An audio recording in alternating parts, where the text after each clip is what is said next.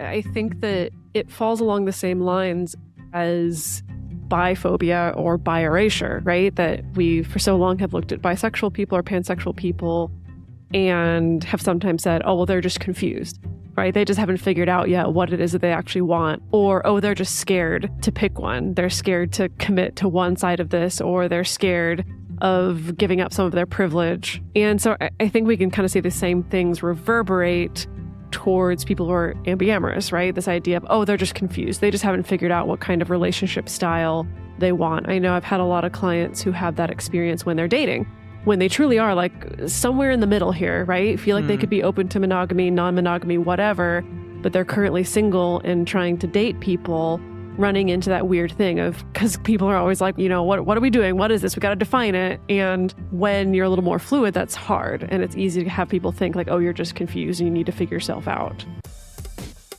Welcome to the Multiamory podcast. I'm Jase. I'm Emily.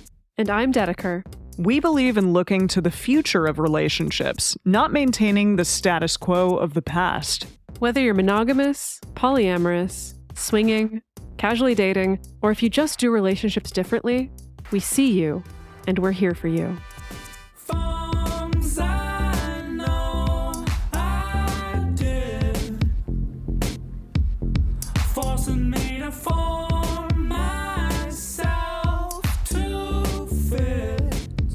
On this episode of the Multiamory podcast, we're talking all about ambiamory.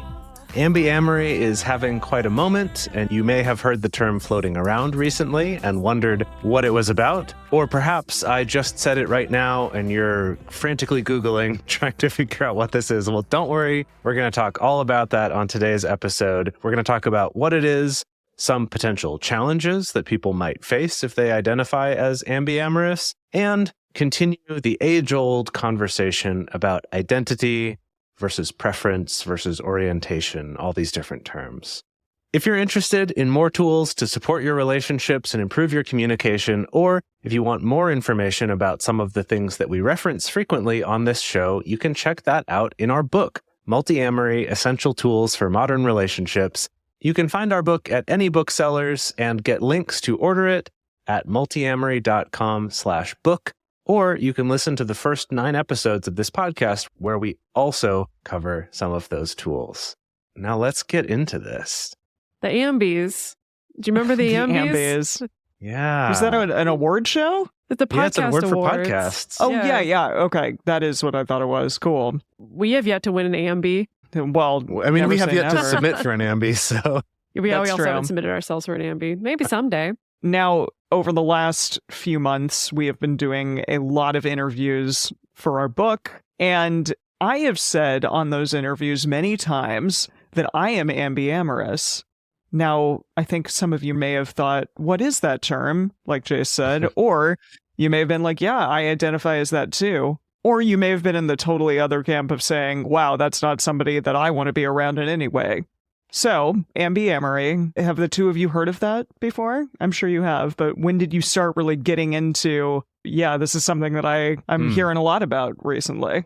I don't think I actually really encountered the term until maybe 5 or 6 years ago. Still a while. It's still a while. I'll be honest, I still don't see a ton of people using it, at least not in the circles that I move in, but the internet is vast. And so I'm sure there is a corner out there where all the ambiamorous people or all the people using that label are hanging out.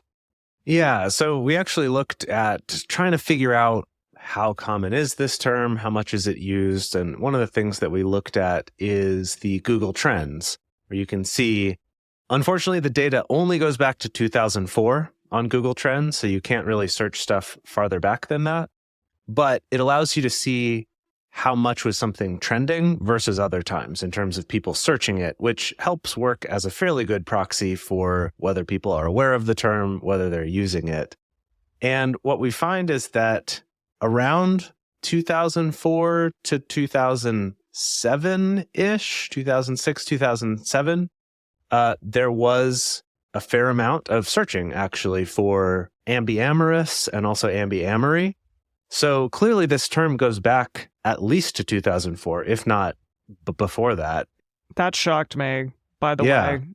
I didn't know that anyone was thinking about this term back then. Right. And then more recently, so it looks like since around 2020 up till now, it's gradually been trending again. It's gradually been being searched a little bit more often. So people are thinking about it, but compared to a lot of other stuff, it's still not like a super popular term, not a really common term, which is why if you're someone out there listening and you say, I've never heard of this before, that doesn't mean you've just missed something obvious. It's still used in somewhat niche circumstances, but it's probably worth us talking about what does this even mean? Well, so if we're going to get super linguistic with it, we have, of course, amory at the end, which most people can recognize as the Latin root meaning love or loves. And then ambi, not just a podcasting award. The Latin root means both. It also means around or about. So, for instance, the word ambiguous refers to something that could have two meanings or multiple meanings, or the word ambient. So kind of that sense of something being kind of in the air, or amble is kind of, to like walk around and to be a man about town, I suppose. For me, ambidextrous is always what comes to yes. mind. Oh, You can yeah. use both hands. Yeah. Yes. Yeah. That's what my partner said. He was like, so you can use both hands while you're in love or something? Like, no. You're very skilled in the bedroom, if Yeah. you know Oh, what I mean. goodness. There you So go.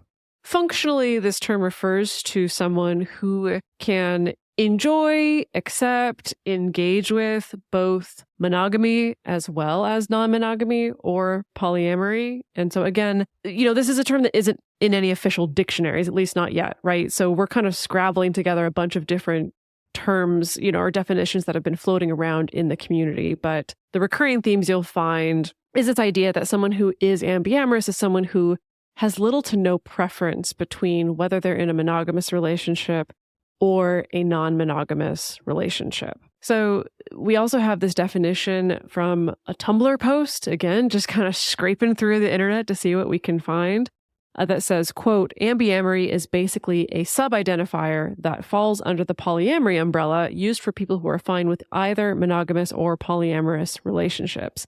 They feel no particular need to pursue either, and it causes them no distress to be in either situation. This is in contrast to some polyamorous people who could not and would never consider monogamy because it would feel like denying a part of themselves and leave them feeling trapped and unfulfilled. And similarly, some monogamous people cannot tolerate polyamory because it's not how they're wired. They could do all the therapy, follow all the steps, do everything right, and still feel like something is majorly wrong and distressing. So, as we love on this show, ambiamory presents us with a middle path, or individuals who reside within this middle space. Yeah, I find that really interesting, the way that they say that it is specifically sort of a sub-identifier that still falls under polyamorous. And I think I would have to agree with that it still is under that umbrella of non-monogamous, because you're even okay with non-monogamy as something that you might be interested in doing at some other time in your life. Whereas there are clearly those certain monogamous people who would say, absolutely not, I'm never going to be okay with that. And therefore they wouldn't call themselves ambiamorous.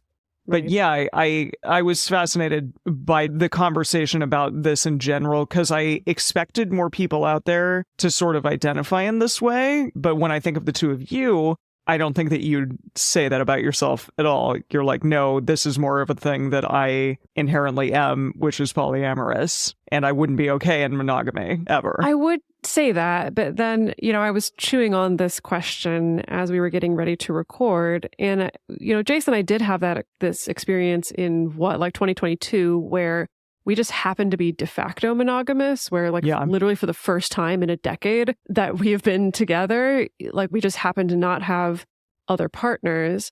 And I was okay with that. I didn't necessarily feel this rush, oh my God, my non-monogamous identity is being threatened. I need to go out and do something about that. But then at the same time, it's not like Jase and I sat down and made any kind of formal agreement of okay, we are monogamous now. Sure. And so shall we be for the next 12 months. There was still, of course, always the potential, right? And we still talked about dating other people or attraction to other people, or when we might want to start dating again. individually and things like that. So I don't know, where I'm like, maybe is that like a sprinkle of ambiamory in the sense that at that time it didn't feel, oh my God, this is just like horrible and oppressive and I'm stifling a part of myself. It didn't feel that way, but maybe it's because there wasn't any kind of formal agreement around monogamy at that time. Versus if I think I truly was ambiamorous, we could be like, great, we're monogamous now, and be like, okay, cool. I'm comfortable with either, I think. I think that all of what you just said really gets to kind of a core question about it of what makes a person polyamorous or what makes a person non-monogamous. And it's, at least to my mind, and we've talked about this a little bit before on the show, but to my mind, it's about what you expect of your partners, not about how many partners you have. And so in that case, even though at that time, and the pandemic was part of it, but at the time, neither of us were dating anyone else and our other relationships had ended and we hadn't started other ones. But at no point in that did either of us come to the other and say like, hey, so I want you to not date anyone else. Sure. And to me, that's the core. Like I guess it's like the analogy would be if you said, oh, I'm monogamous. And so if I'm ever not with a person, I feel this desperate need to be with someone. And like, while we can experience that sometimes, I think that people wouldn't say that's what defines monogamy is like, I need to be with someone, right? It's more, if I am with someone, I want to be with them in this way. And so I guess I would just say that, yeah, as far as whether you're polyamorous or non-monogamous, it really doesn't have anything to do with how many people you're dating, but more what the expectations are that you would put on anyone else that you were dating. What kinds of, I guess I'll call it restrictions because that's just what it is, but what kinds of restrictions would you want them to make on their behavior in order to be in that relationship with you? And I think the key ambiamory thing then is what you're okay with being put on yourself by someone else. That's an interesting distinction as well. Fascinating. So yeah, to say that an ambiamorous person could be equally happy in either type of relationship is in a way saying an ambiamorous person would be okay with someone else saying, hey, I don't want you to be with someone else, or with anybody else. Okay, I can say yes to that and make that limitation for myself, and I'm okay with it, and I can still be happy. Versus another person like myself, who, if it was like, hey, I want to be with you, but I want this limitation from you, right? I want you to agree not to be with anybody else. For me, that would say, no, I don't want to do that. And we talked about that a little bit, right? In that quote from the Tumblr post where they're saying, that non-monogamous person who says, I wouldn't do that because that would be cutting off a part of myself or limiting this part of myself and making me feel trapped and unfulfilled. And so I think that's an interesting side to the question, to maybe put it more on what you're okay being put on you rather than what you'd want to put on someone else. Because it seems like the ambiamorous person is kind of saying, I don't really need to put either of these on you, but, that's up to you what you want to choose, what type of relationship you want to have. I like that a lot. And I think that's a specific nuance that was not in the research that I did here. And so that's just another layer to add to all of this, which I think is really cool. And something for all you listeners out there to think about as well, in terms of whether or not you identify this way. And yeah, at this point, I mean, sure, I'm in a monogamous relationship. My monogamy may look different than other people's. I definitely know that in my relationship, we talk about other people in a sexual way, or, say that person on TV is hot or that person in real life is hot. And we're able to speak about that in a way that maybe a lot of monogamous people wouldn't want, for instance. But yeah, it is such a big spectrum of the way in which you operate in a monogamous or a polyamorous relationship. And, like you, Jase, haven't had another relationship for a while, and yet you still so strongly identify as polyamorous because you know that those restrictions, as you say, aren't placed on you by your partner in a way that they might be in a monogamous relationship. Something I want to bring in here, because I could see if we set up ambiamory to have too narrow of a definition, that could be difficult for some folks to feel like it's okay for them to apply that label to themselves. Because I'm just thinking, if we're like really trying to split hairs and to truly make it about you have zero preferences at all about whether or not your partner is monogamous or whether or not they're dating other people or whether or not they ask you to date to not date other people or to date other people or things like that. And I'm sure that person exists out there, but I bet you they're rare. I bet you the person who truly is just like, I give no fucks about, like whether or not you're monogamous, whatever. I have a feeling that's rare because I think I could see that kind of thing as something that could shift just slightly over time. Right? Because based on circumstance. Yeah, based on for circumstance, sure. based on emotion, you could be in a situation where, I mean, like you talk about all the time, Emily, where, you and your partner eventually reached a point where it's like, well, no, monogamy is the best fit for this relationship. Yeah. But I've never known you to be someone who's just like, I'm so enlightenedly blissed out that I just like do not care.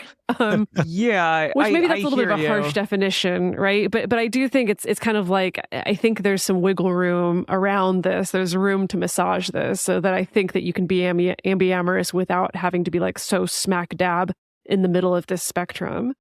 Yeah, 100%. And to kind of move on from this specific conversation, which we're going to get more into, I did want to just yet again ask the question of, is polyamory or monogamy an identity, a preference, inherent trait that we have as individuals? And how do you even determine all of that? So we did look at a Page Turner article. There's a lot that Page Turner, by the way, has written about ambiamory because they identify as ambiamorous. I really appreciate all the nuance that Paige brings to this conversation. And Paige says that polyamory and monogamy exist on a relationship orientation spectrum, and say monogamy and polyamory are often seen as a diametrically opposed binary. One can be either or. But if we view the relationship between monogamy and polyamory as a spectrum rather than a binary, ambiamory can exist within that spectrum. So yeah, I agree with that. And, relationship orientations can really overlap in a bunch of different ways. Also, sexual orientation is thrown in there, romantic orientation, just so many different things. It is interesting because I do often sort of land in the middle of a lot of those. I consider myself bisexual, but then also in terms of this non-monogamous or monogamous, I definitely feel like I am kind of in the middle there as well. Although I've had great relationships on both ends. So yeah, it is a spectrum for sure. And what do you two think? Do you feel like it's an identity or a preference or what? Every time this comes up, I really struggle with it because it's like one thing to talk about, how each of us feels about it, but there is a bigger implication to that, right? And I've talked about this when we've been interviewed on other people's shows, but it's worth talking about it on this show a little bit too. But this idea that when we, are fighting for gay rights, one of the arguments there is this is an orientation, which means if someone is gay or bisexual or whatever, that this is an innate quality of them. And so therefore it would be immoral to make a law that would limit them from being something that they just naturally are.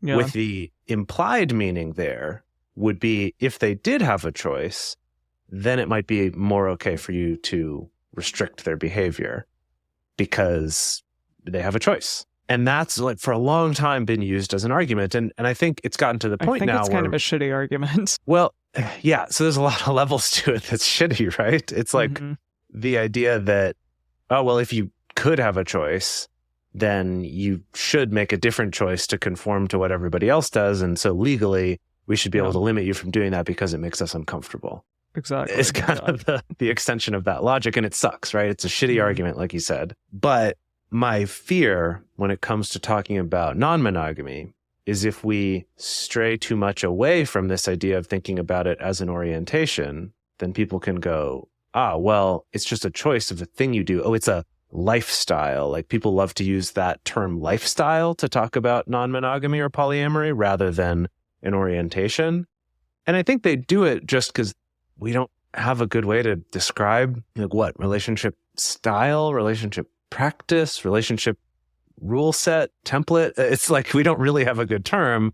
So people use lifestyle. But the problem with lifestyle is it has this connotation of one, that it's more easy to say it's a phase, Two, it's easy to just sort of discount it as like, oh, this weird thing these people do, but it's not really important. You know, it's like there's a lot of implications that go along with it. And so I always, it just makes me very anxious to talk about this and to come down hard on either side because of all this, because of all that cultural shit that comes along with it.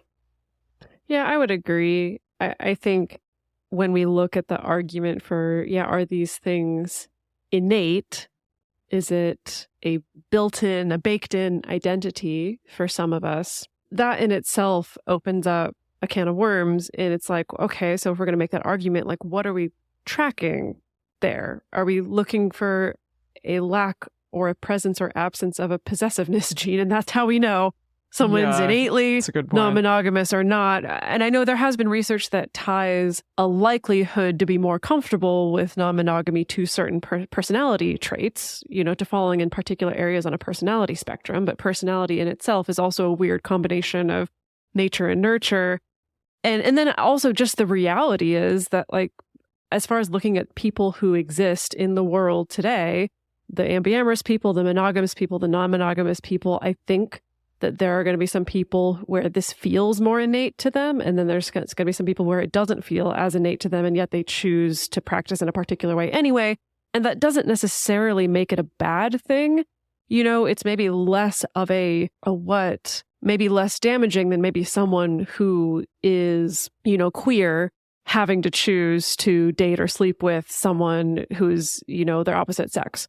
Right? Where I think we see that as something that's maybe potentially damaging, you know, or like something they're doing because they have to be in the closet or they need a beard or it's not safe for them to be out. Right? But we can maybe have some proxies for people in relationships, but I don't know. I think it's because of the fact that this goes beyond just these kind of clear lines of identity or genetic versus preference or lifestyle or things like that. What do you think?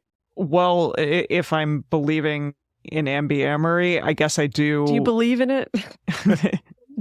If I'm identifying as ambiamorous, I feel like that means that non-monogamy or monogamy is a little bit more of a choice. Or I'm not sure. I hear you. I hear what you both are saying.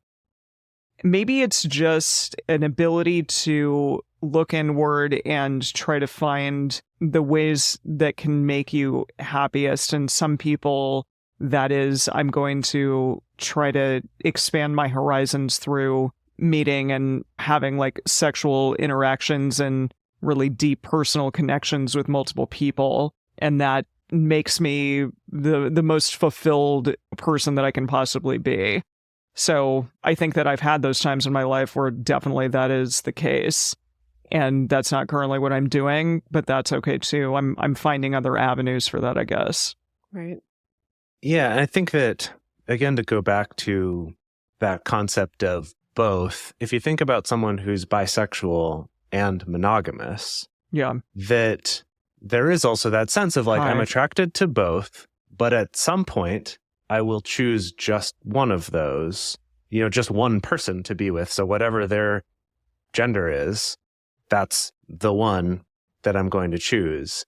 And so there is that thing of like, well, does that mean that once you've chosen that, you're no longer bisexual? Yeah, exactly. And I think most people would say, well, no, that's not how it works. It's about how you feel, what you're attracted to, who you are. And again, we're getting into that like identity orientation type thing. But I think that's an interesting proxy because for both the good and bad of what I said before, on the one hand, if you say I'm bisexual and so I can be equally happy with either, someone could say, well, you have a choice. Therefore, you should choose the choice that's better for society or whatever, or for family values, and just not do the other because you have a choice. Look, great. Just don't do that other one. And then on the other hand, you know, it does show us just because someone chose to be with a person of one gender doesn't mean they're not attracted to the other. And so I guess in ambiamory, you could look at it that way, like you're talking about, Emily, of I'm still, you know, the ideas of non-monogamy could appeal to me even if I'm in a monogamous relationship. And if I'm in a non-monogamous relationship, I could see some value in monogamy and could see myself potentially enjoying that. So it is such a tricky, nuanced thing, though. But I'm not saying either that like somebody's best version of self wouldn't only lie in one of the two. Clearly, that is also the case. And so I don't know if that is an innate part of self or if that is just, this is where I have found the best version of myself to lie in. Because I think they're both valid. Like, go nuts, whatever you want, you know? That's why I don't think, I'm not sure how helpful that question even is. We all should just do what makes us happy, I guess. Yeah, that's whenever that question of orientation versus choice comes up, my question is always that, why do you ask? Like, what's really the reason behind asking? Is it because of that thing of like, well, if you have a choice, then don't do it? Or is it... Yeah. Right. Yeah. It's like, why are you asking? What is it that you're actually trying to get at that matters? And so I think to take this back to ambiamory, the question then is, if we're going to say that whole question of orientation and identity versus choice is maybe not actually the important part of the conversation, maybe that's important for us to be aware of for legal and political reasons down the line. But in terms of understanding ourselves, maybe that's not the question. The question is, why would someone want to identify as this? Like, what is the use of this term? And so again, we're going to turn to Paige Turner for this. Paige Turner wrote an article for Kinkly titled, "You've Heard of Polyamory, but Have You Heard of Ambiamory?" in 2019. And in it, the definition or an explanation of why someone would identify as ambiamorous is that most commonly, a person identifies as ambiamorous because it's important for them to signal to people that they are open to having either monogamous or non-monogamous romantic relationships. And this can happen for several reasons. It could be acknowledging the experience or comfort with polyamorous relationship systems, but they're open to monogamy as well, kind of like we talked about earlier with Emily.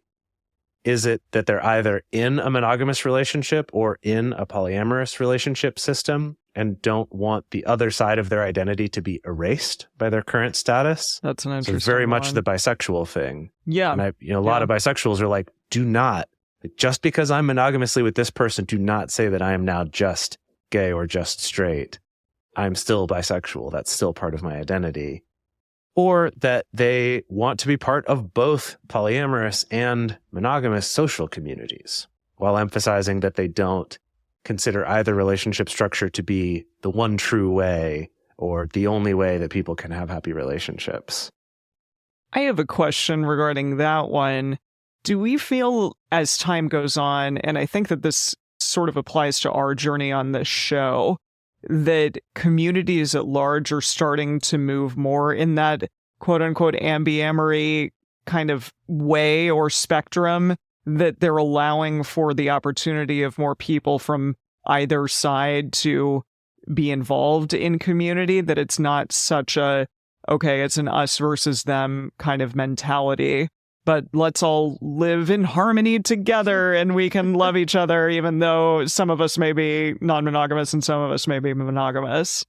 I don't know. My stance on these things for any sort of fringe community or even like a marginalized identity or anything like that, I think it's always going to be important for us to feel like we have access to spaces with people who get us, right? That's and who true. can share our experience.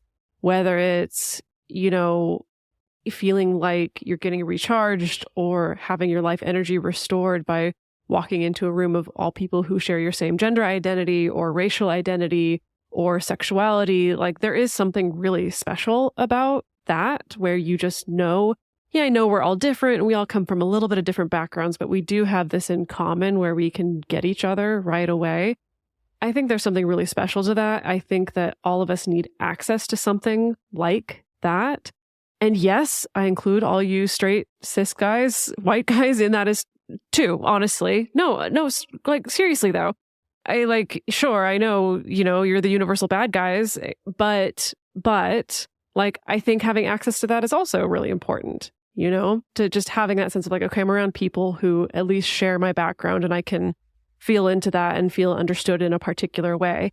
And also, we need access to spaces that are more heterogeneous, right? That are welcoming of people from a very wide variety of backgrounds and lived experiences. And I think that those spaces can be challenging, but also shouldn't be just challenging. Like, I do think we should be striving for creating spaces where people do feel welcome, even if they're not walking into a room with people who are all of their same background or lived experience necessarily.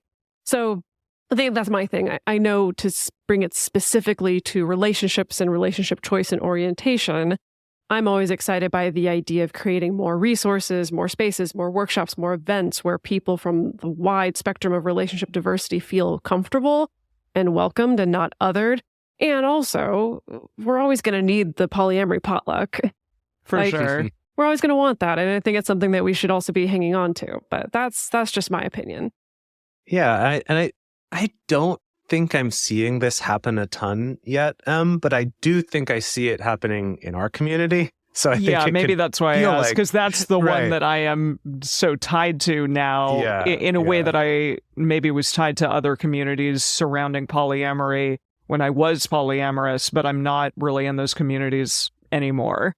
So to me, I'm like, oh, we're moving in this sort of more kumbaya. Yes, all of us can love and be together and be okay with one another and live in harmony. But I know that that's clearly not the case for so many communities. So it is super important to keep those more, I guess, homogenous groups of we all share a common identity in some form or fashion.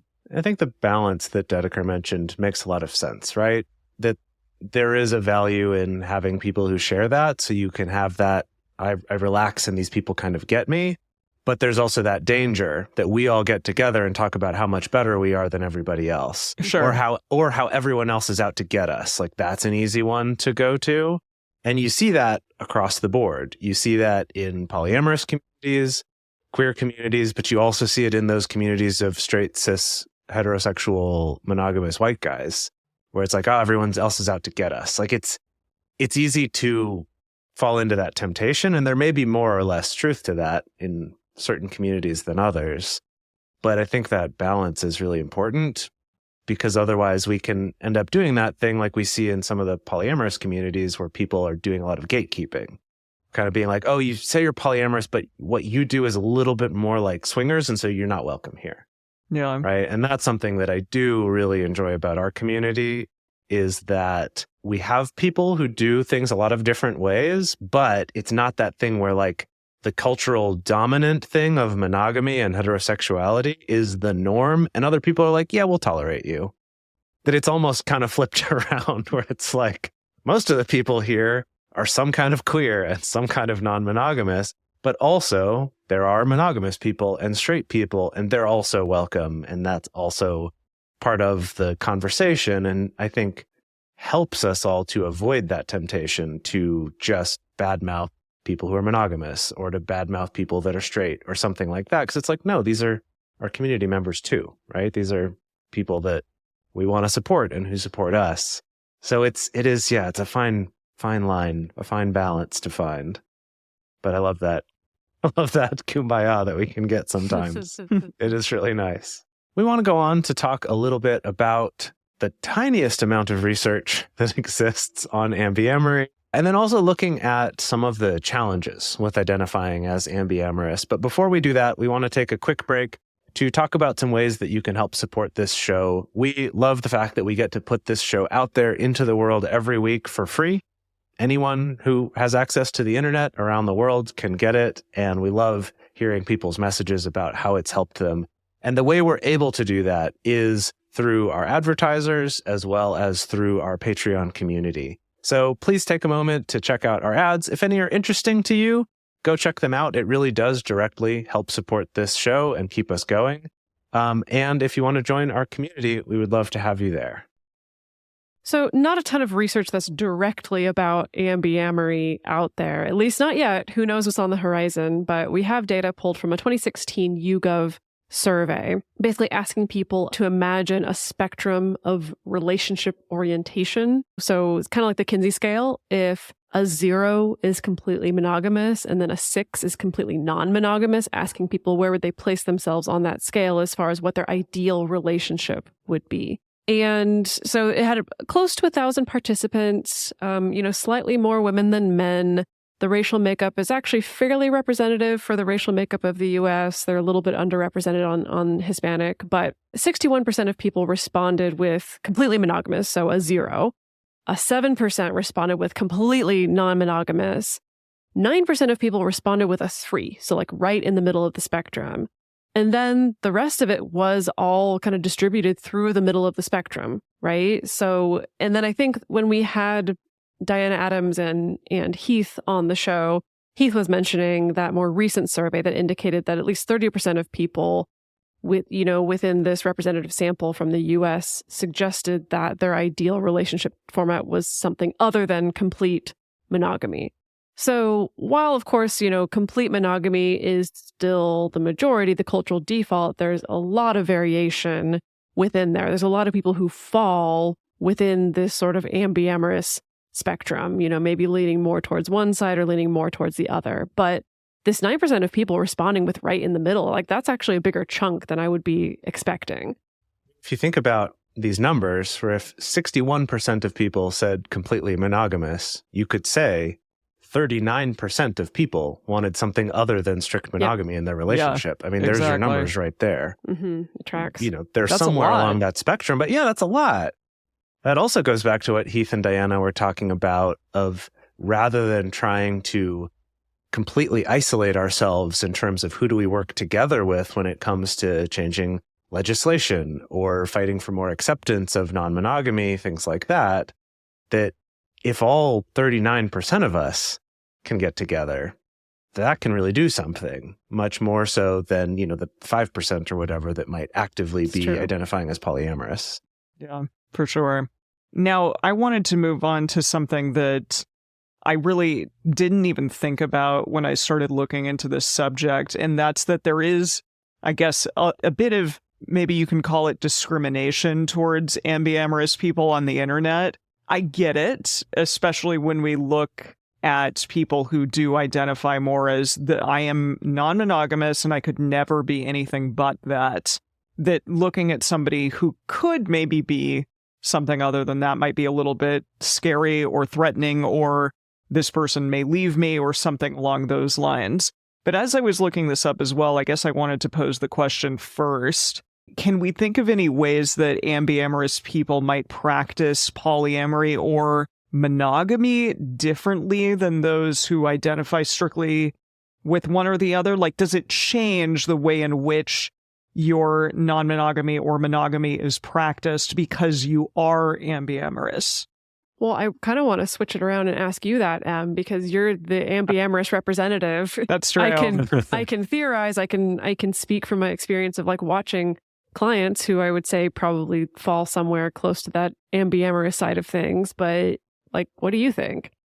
I think it's definitely important to me that the ability to talk openly about my sexual or, interest in other people with my partner, that's allowed, I guess, at all is an important thing to me. And that's something that a lot of, as I said before, monogamous people may not be comfortable with or okay with. Even the fact that sometimes my partner and I talk about, well, yeah, we would perhaps be involved in threesomes again at a time in our relationship if that were a thing that might be interesting in the future, things along those lines, which I think, again, not everybody would be comfortable with speaking about that openly. And really, maybe even going there at some point, people theorize about threesomes or fantasize, but they don't actually do it kind of thing. Right. And that's definitely been a part of our relationship in the past, and I could see it being a part of our relationship again in the future. So yeah, I think from that standpoint, maybe that is different than some ways that monogamy plays out in other relationships. However, monogamy for some people may also mean like you go have sex with somebody on your business trip and don't talk to me about it, but you're still allowed to do that. You're allowed a hall pass. So monogamy is still such a big spectrum, and non-monogamy is as well. Non-monogamy may just be I'm a little monogamish in this specific way. Maybe I flirt with other people and that's my non-monogamy and that's it. Yeah, well, I mean, you just touched on all of it there, right? It's that Mhm. monogamy covers this huge range. And to say that there's this assumption that monogamous people wouldn't be as comfortable with that, it just really depends on the monogamous person, right? Yeah. It's the same as like, I know lots of guys who are like, I'm straight. I mean, I'll occasionally like give or get a blowjob and that's cool, but I'm straight. Like that's how I identify. And so, Exactly. and so it's really, though, with the monogamy thing, right? The same as what you just mentioned, right? Oh, I'm monogamous. I mean, sure, we have threesomes now and again, but we're monogamous. It's kind of more about, I think, goes a little bit to this idea of, well, that's because that's the community that I want to identify with and the people that I surround myself with. And so I want to identify that way, even if I'm practicing a little bit outside of what is standard or Maybe whatever in that that's community. the kicker there, though. Like for me, yes, okay, I identify as ambiamorous and I'm currently in a monogamous relationship, but I really want to be able to exist within both communities, if that makes Sure. sense. Yeah. No, And- that does make sense. Yeah, and I don't want to be shunned, I guess, by either. I want to be able to have friends who are okay with both, for instance. Yeah, and I think that is a nice segue to start talking about the stigma piece, because I think that it falls along the same lines as biphobia or bi erasure, right? That we for so long have looked at bisexual people or pansexual people and have sometimes said, oh, well, they're just confused, right? They just haven't figured out yet what it is that they actually want. Or, oh, they're just scared to pick one. They're scared to commit to one side of this, or they're scared of giving up some of their privilege. And so I think we can kind of see the same things reverberate towards people who are ambiamorous, right? This idea of, oh, they're just confused. They just haven't figured out what kind of relationship style they want. I know I've had a lot of clients who have that experience when they're dating, when they truly are like somewhere in the middle here, right? Feel like they could be open to monogamy, non-monogamy, whatever, but they're currently single and trying to date people, running into that weird thing of people, because people are always like, well, what do you want? What are you here for? What kind of relationship do you want? You know, what are we doing? What is this? We got to define it. And when you're a little more fluid, that's hard. And it's easy to have people think like, oh, you're just confused and you need to figure yourself out. Absolutely. So on Reddit, when you go to r/polyamory and look up Ambiamory in there, people have a lot of things to say.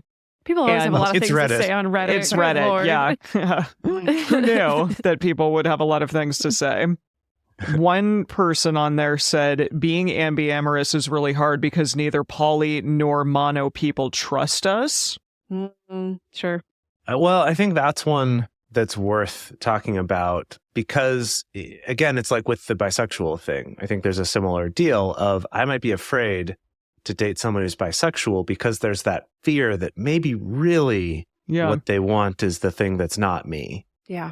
And so there's that fear. Or, oh, well, I know that I'm never going to be able to give them that. So I don't know if I want to get in this relationship because it just seems too risky. And it's hard because it makes sense in a way, even though it sucks to limit people that way. But if you think about this ambiamory thing, it's like if I'm non-monogamous, if I'm polyamorous, and I've been doing it for a while, as I have, chances are good that I've had an experience of dating someone who's like, yeah, I'm okay with this polyamory thing, only for them to eventually date someone else who wants to be monogamous. And they go, great, cool, I'll be monogamous with you. Bye, Jase. Well, And that's happened to all of us before. Yeah, Yeah. that has happened to all of us. That's what the next Reddit user, they said right here, I'm fulfilled single or with one partner, but I would not be fulfilled in expected monogamy.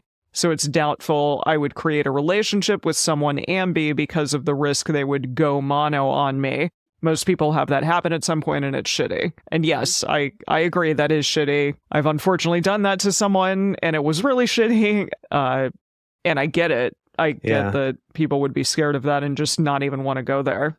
And I could see the fear on the other side too, right? It's, say I'm a monogamous person and you say you're ambiamorous. It's like, okay, that could work. But, oh gosh, but what if at some point they're unsatisfied by that and they want this other thing? I've had that too, that conversation as well. So definitely. And it's tough, right? Because you can understand where the people on either side of that are coming from. It's like from real experiences, from real legitimate fears. It's not just like, oh, they're catastrophizing or making this story out of nothing. It's like, yeah, this is based on real stuff that's happened. But I think that maybe something worth looking at with this is the idea of, bisexual people have been fighting this for a long time. This idea that just because I'm bisexual, if I'm monogamous, doesn't mean I'm more likely to cheat or to not want to be in this relationship or to be unsatisfied by it. Yeah. And that's something that, bisexual activists have been having to fight and still have to fight for a long time. But I think it's kind of that idea of like how I choose to be respectful to my partners is different from this orientation or this identity. And to say that even though I'm ambiamorous, if I'm in a non-monogamous relationship with you, I'm going to honor that and not just break up with you because someone else wants to do something else. I mean, I still might break up with you just because that's what humans do. We might not be together forever. And I think that's the hard part, though, is it's easy to then point to that and blame it on that and say, that's the thing that happened. It's because they were ambiamorous that they broke up with me, whereas they might have done that anyway. But it's easy to kind of point the finger at that thing, especially if they go on to be in the other type of relationship. So it kind of seems like in these situations, that might be something worth being clear about, of like, just because I'm interested in both doesn't mean I'm going to flip on you, right? Like, I'm not going to change that suddenly. Might be worth, I guess, being aware of that fear. For sure. One of the comments on this Reddit thread that I thought was interesting was this one that says, perhaps ambiamory is actually a form of polyfidelity. I thought that is an interesting question.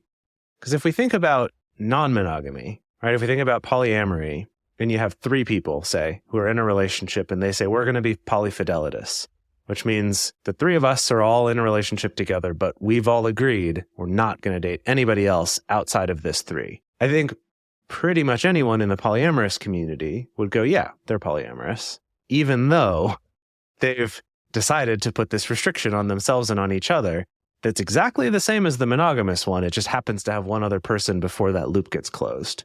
And so that's an interesting question there, to be like, no, I'm just polyfidelitous with just one other person. That's an interesting way to look at it too, because when I try to think about it, I'm like, functionally, that's not any different, is it?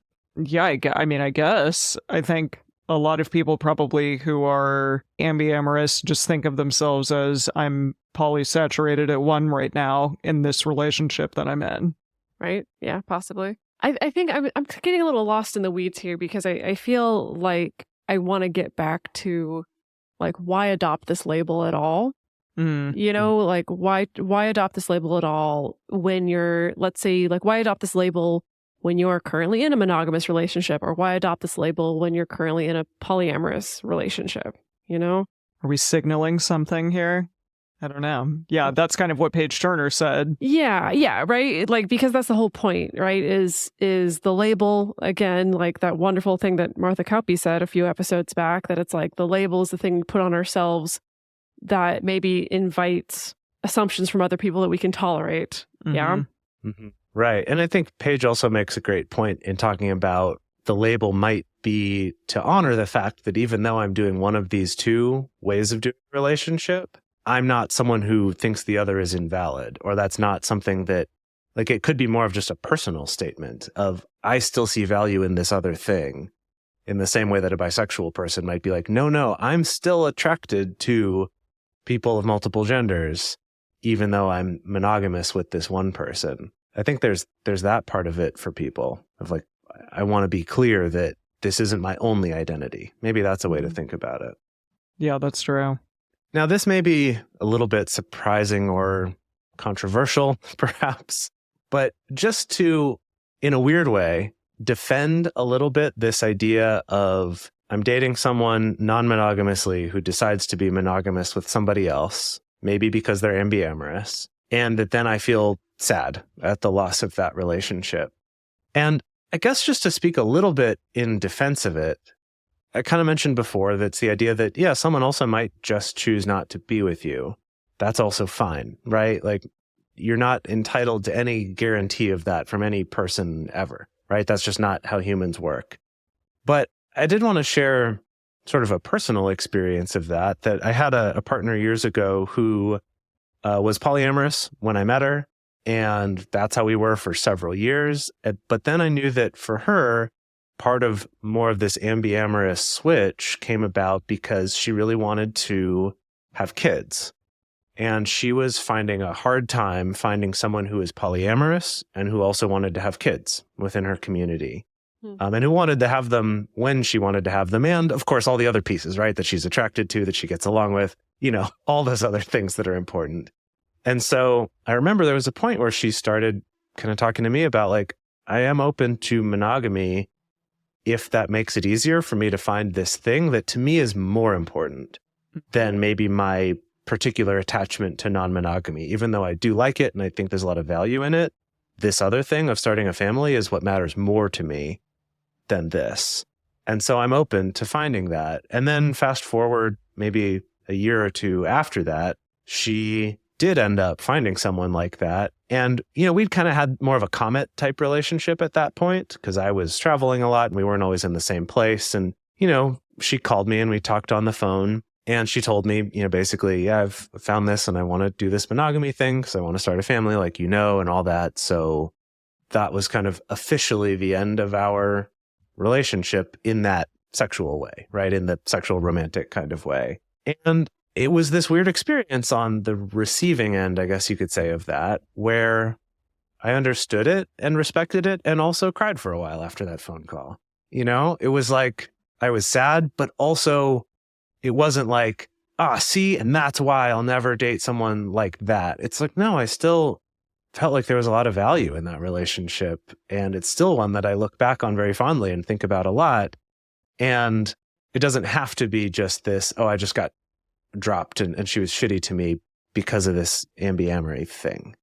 Right. And so I think there's a little bit of that if we can step back from, I guess, maybe some of our ego or our fear about these things and also just sort of respect that, yeah, people can make that choice. Even if they didn't say they were ambiamorous, they could still make that choice to be with someone else that's not you or to be monogamous or something else. And that's not because of that thing. That's just because of who they are. And we all just are people who have different values and different paths in our lives.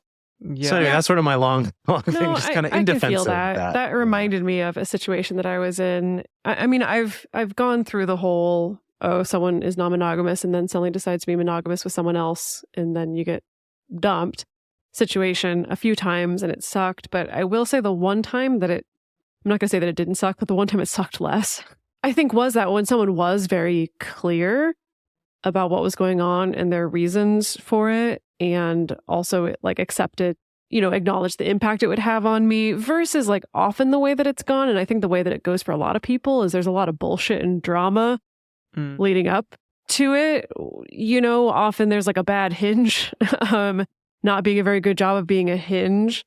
And so, yeah, I think I can relate to that experience of where, yeah, it sucked to be in that position. Like I felt very sad and I mourned the loss of that relationship, but it didn't feel like, this asshole, he was jerking me around the whole time. I should have never have trusted him. I should have known, I didn't quite come away with that same narrative. So I guess the moral of the story is if you got to break up with someone because of who you are or wanting to be in a particular type of relationship with someone else, be nice about it to the best of your ability and be honest as early as possible rather than trying to do some kind of shady stuff. Something maybe to consider, just for those of you out there who may have those fears about people who identify as ambiamorous, is that I'd actually bet there's a chance that someone who identifies as ambiamorous might be more likely to communicate and to be aware of that impact that it would have on you, like you were just saying, Dedeker, versus someone who doesn't use that label, but still might, that still could happen, I guess is what I'm saying, that at least if someone is aware enough to identify as ambiamorous, hopefully that also comes with it an understanding of that impact and that the understanding of that. And so maybe actually you'd be better off if someone like that versus someone who's even new to polyamory, who isn't sure if it's their thing yet. Not to say that it's like, well, one has to be better than the other, but just to maybe say that rather than being a thing to cause fear, maybe it could actually alleviate some of it. Yeah, that's a good point. Yeah, I think something you said a couple episodes ago, Jase, was that there are seasons for everything in our lives. and that sometimes those seasons may involve functional monogamy or actual monogamy, a decision-based monogamy, or non-monogamy. And I definitely had seasons in my life where non-monogamy was basically the biggest part of my life. There was little else that I was thinking about or doing much of. And now at this particular season in my life, monogamy is more of a bigger part of it. And my seasons may change and my experiences may change. And I think if we're open to all of that, then that can be really great for us and for the relationships that we enter into. Your seasons may change and your reasons may change. Yeah. I'm going to stitch that on a pillow. There you go. Love that. It's lovely.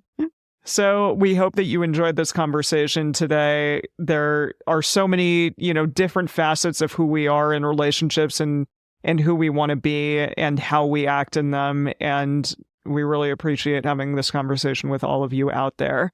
So our question for the week, which is going to be on our Instagram stories, is what do you think of ambiamory? Would you date someone who's ambiamorous? Would you not? I'm interested to hear what people have to say about this, because Reddit is just a small little subset of the internet, and we have many, many inquisitive, interesting, curious listeners, and I can't wait to hear what you have to say about this subject. And the best place to share your thoughts with other listeners is on the episode discussion channel in our Discord server, or you can post in our private Facebook group. You can get access to these groups and join our exclusive community by going to patreon.com/multiamory. In addition, you can share with us publicly on Twitter, Facebook, or Instagram. Multiamory is created and produced by Jase Lindgren, Dedeker Winston, and me, Emily Matlack. This episode was researched by Dr. Kiana Nurse. Our production assistants are Rachel Shennework and Carson Collins. Our theme song is Forms I Know I Did by Josh and Anand from the Fractal Cave EP. The full transcript is available on this episode's page on multiamory.com.